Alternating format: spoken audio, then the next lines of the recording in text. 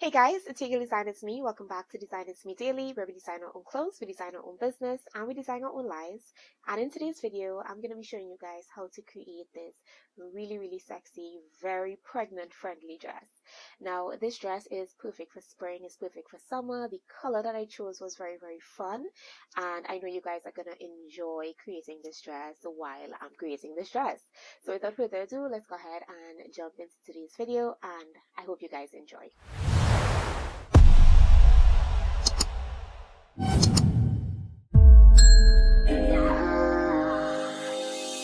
We lied, but we know we can't water what doesn't grow. Give up, let it go.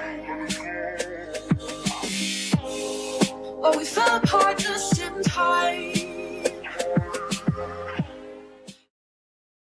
So I am starting with a basic bodycon dress pattern, and I will leave the link for this pattern down below if you guys are curious about how I drafted this pattern.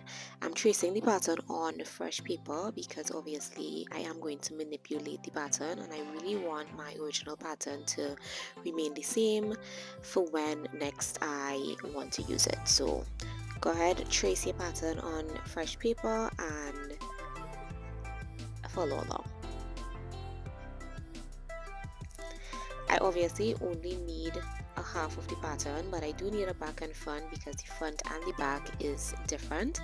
So I traced my pattern on fresh paper, folded it at the center front, and I cut out two of those patterns so that I can manipulate the front and then manipulate the back right after. I'm just adding in all of the allowance lines because remember our original pattern did have the allowance already built in.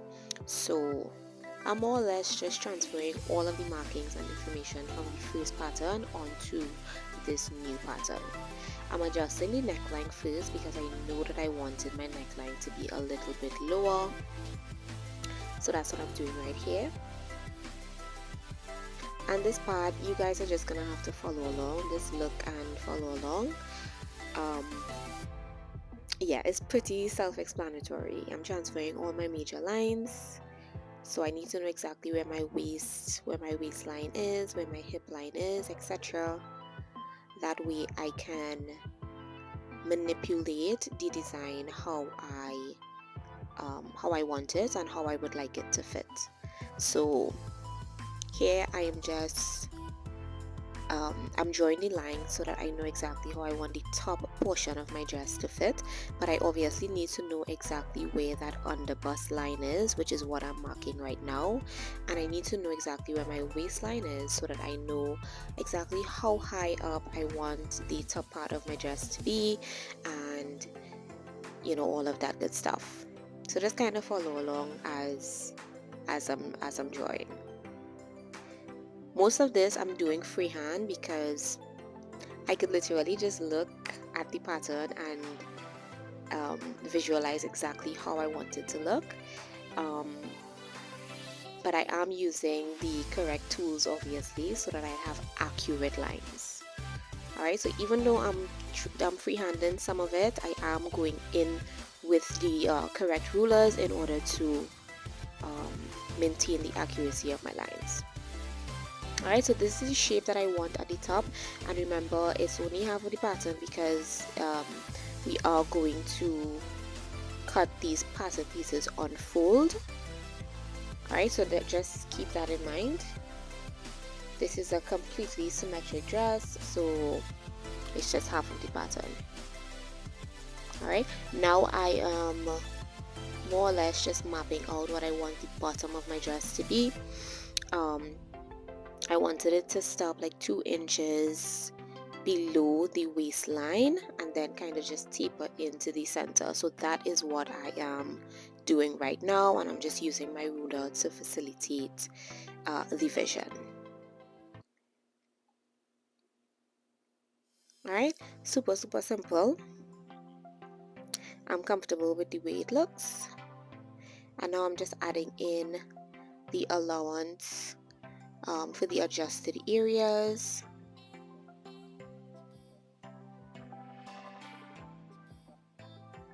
Boom, adjusted neckline. We love that.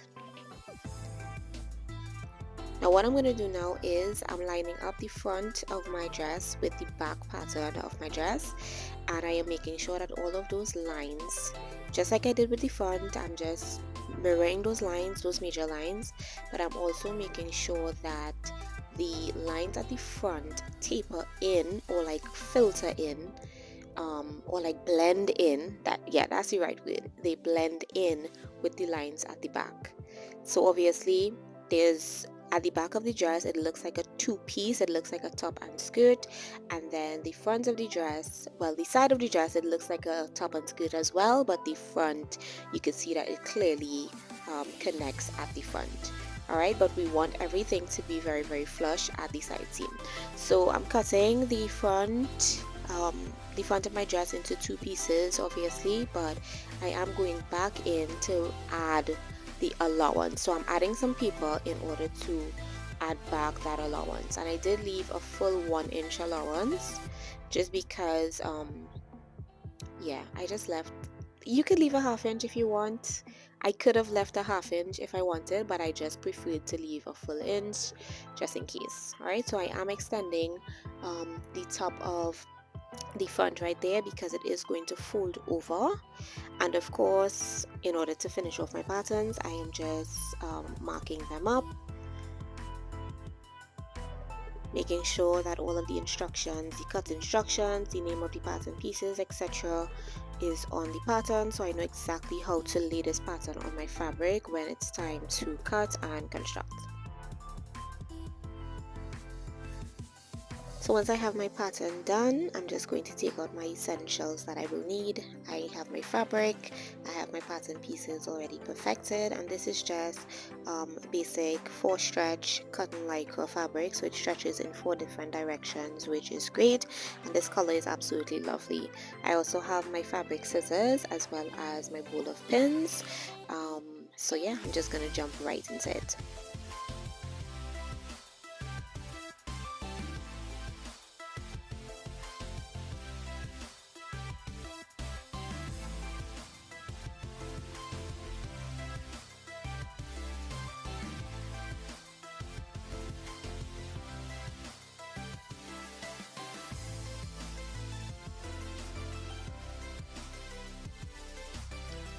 So before I begin constructing my dress, I just want to show you guys exactly which seam finish I'm going to be using to construct my entire dress. And this seam finish is called the French seam. Alright, so I always tell my students this seam finish is a really, really amazing seam, especially if you do not have a serger.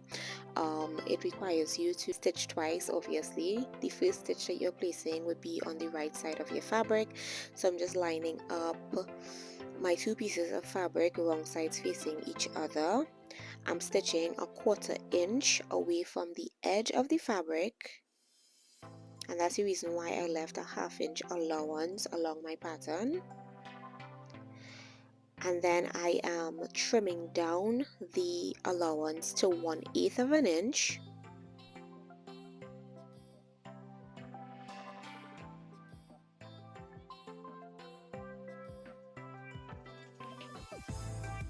And then I'm flipping my fabric inside out, and I'm finishing off the front seam with a 1/4 inch stitch on the wrong side. So when I turn it over to the right side, everything is nice and clean. We have a nice clean seam. The outside is beautifully finished and the inside is beautifully finished as well.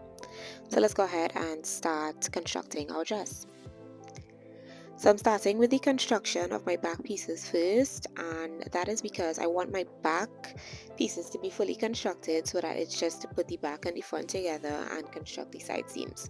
Alright, so remember I told you guys I did cut the back pieces. I cut 2 pieces for the back pieces, even though we placed the cut and fold symbol on the pattern. Last minute I just decided that I wanted a nice center back seam, so I ended up cutting 2 pieces instead of 1.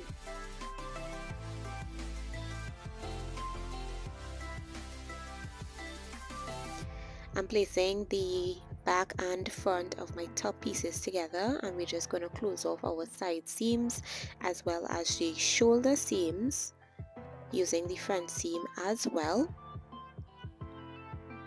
And it's important to remember to adjust your stitch length when using a straight stitch to construct stretch fabric. Alright, even if you aren't pulling significantly on the fabric while you're stitching, adjusting the stitch length does tend to help a little bit.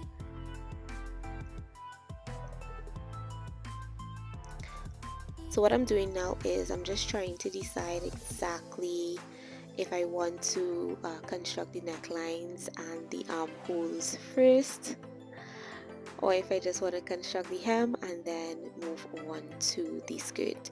So let me show you guys a little hack, right? When you are turning in your fabric, especially when your seams are front seamed, remember that's a lot of bulk, right?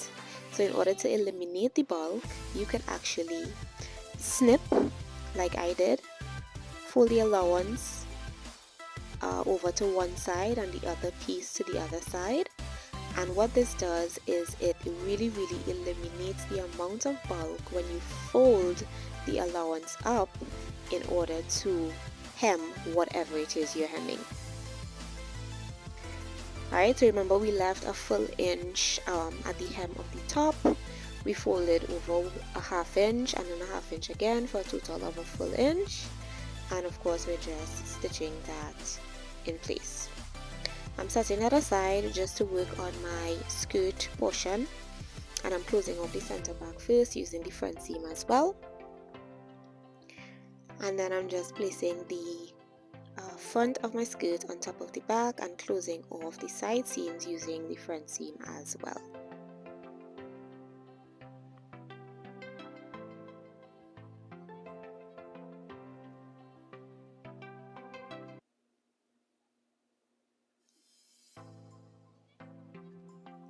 Now what I'm going to do now is I'm going to close off the sides all the way around. Alright, we left a full inch on this as well. So we're just folding over a ½ inch, folding over another ½ inch, and I'm just going to hem around the entire side of my dress, all the way around to the back and then to the other side and to the front, just to make sure we have a nice clean finish.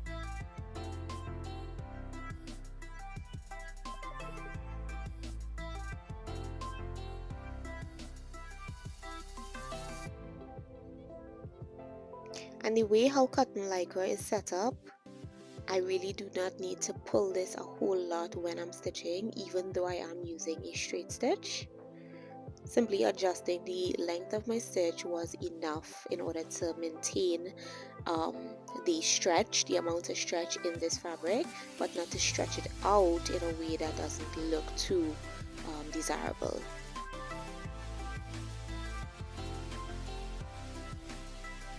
So I'm just mapping this out just to kind of get an idea of how much I'll need to fold over. But of course I am going to finish off or hem, or make sure that my neckline and my armholes are done before I connect the skirt to my top. So we only left a ½ inch allowance at the armhole as well as the neckline, and I'm simply going to hem it just the way we were hemming everything else, but instead of folding over half, obviously I'm going to fold over a quarter, fold over another quarter in order to finish this hem for a total of ½ inch.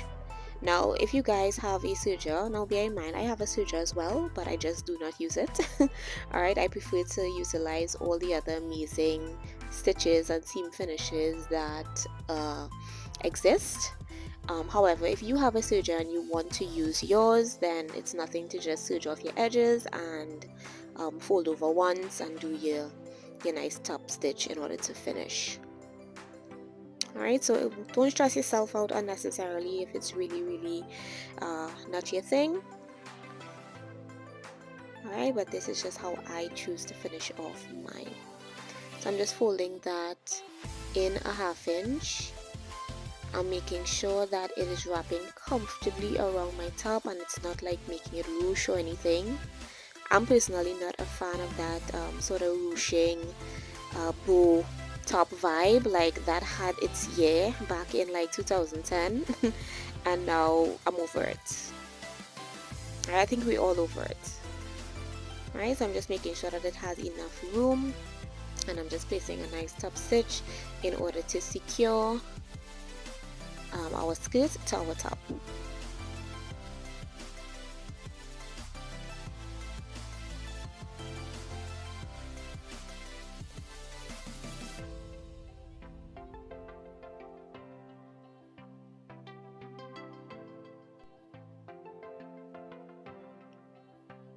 Great. So once that is done, let's just take a look at that nice top stitch. Nothing major, just something really simple. Let's fold out our dress so that we can really have a look at how it's sitting nice and flat. And of course, you guys can press. I wasn't doing too much pressing just because of the makeup of this fabric, but I always recommend when you stitch, you press. When you stitch, you press. Right, so I'm gonna give this a nice quick press, and then we're gonna try it on just so that you guys can see. Oh wait, we have to hem our skirt. Look at me forgetting to hem. Okay, so this is definitely our final stitch. We are going to hem the bottom of our skirt, and once that is done, then we're gonna try this on. Because who do I think I am? Listen, do not make the same mistakes that I make, guys. Learn from me. Once our dress is done, let's go ahead and try it on. Alright, so this is how our dress is currently fitting. It's really pregnant friendly. It's really flattering on the tummy, as well as it's super comfortable. And of course, I had to pair it with my upcycled denim jacket. This video is already up on the channel, so if you guys are interested in seeing how I made this really cute upcycled denim jacket from all of the jeans that no longer fit my tummy, then I'll definitely leave those linked down below. I hope you guys enjoyed this video. Do not forget to leave me a like, leave me a comment in the comment section down below. Make sure that you subscribe to the channel so that you do not miss any of my future uploads, and of course, I will see you guys in my next one.